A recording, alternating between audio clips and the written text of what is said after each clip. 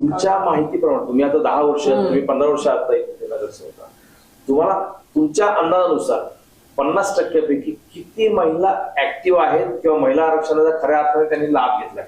निवडून येणं हा तो भाग बाजूला ठेवतो, त्या खऱ्या अर्थाने 5 वर्षामध्ये त्यांनी त्यांच्या वाढचा एकदम सुजलाम सुफलाम केलेला आहे, अशा काही महिला आहेत? तुम्ही असं काही सांगू शकताय? खरं तर जे 50% आरक्षण आहे त्यातलं मला असं वाटतं की 25% ते 30% महिला आमच्या कार्यक्षम असतात का? तर नक्की असतात. त्यांना तुम्ही मी डिनाईज करू शकत नाही, कारण त्यांच्या म्हणजे मुळातच असतं. म्हणजे आम्ही भाजीला फोडणी घालतो ना, त्याच वेळेला एका साईडला पोळी लागतो, एका साईडला लसूण होत असतो, तोपर्यंत मुलगा आवाज लागेल त्याची बॅग भरतो. आम्ही एकाच वेळेला अनेक अंगावरती काम करण्याची क्षमता ही मुळात आमच्याकडे असते. इतके ब्लेस्ड आम्ही देवाकडनं आलेलो आहोत का? तर नक्की आहोत.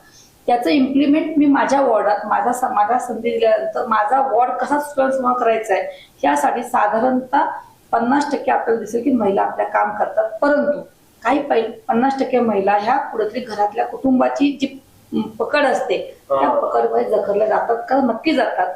परंतु त्यांना जर संधी दिली तर त्या देखील अत्यंत चांगल्या प्रकारे काम करू शकतात. आणि म्हणून जसं सीमाताई म्हटल्या की महिलांनी वाचलं पाहिजे, काम केलं पाहिजे. मला कळत नाही असं सहज सांगता आलं पाहिजे की ताई मला समजत नाही, सांगता येईल का? साहेब मला हे कळत नाही, काय करतं याच्यामध्ये?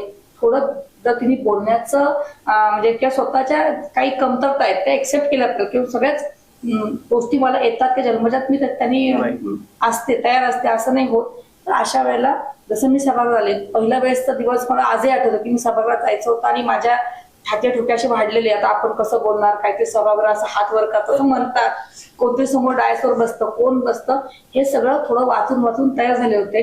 परंतु कसं बोलणार? आणि मग सीमाताईंनी अशी एंट्री मारतात, आणखी 2-4 नगरसेवक पुढे मागे.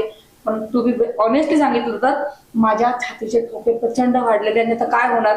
आणि त्यात घरात येताना एक विषय तयार करून आणते. अच्छा, हे यश का म्हणायचं? कारण माझ्याही घरात कोणत्याही राजकीय वारसा नसताना देखील आपण त्या ठिकाणी येतो आणि पहिल्याच मिटिंगला बोलायची डेअरिंग करायची का, नाही करायची का?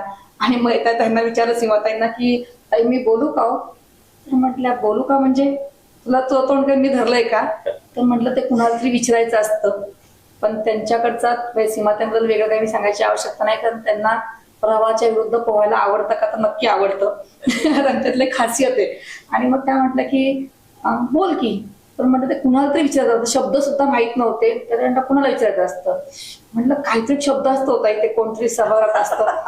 आणि त्या म्हटल्या नाही मजा सांगते, म्हणजे मला फार गंमत वाटली. बाकीचं सोडून द्या त्यातलं, म्हणजे त्यांनी कुणाला डावलायचं नाही, त्यांनी माझ्यात किती एनकरेज केले, एका महिलेला किती एनकरेज करावं ह्याचं एक ते उदाहरण आहे.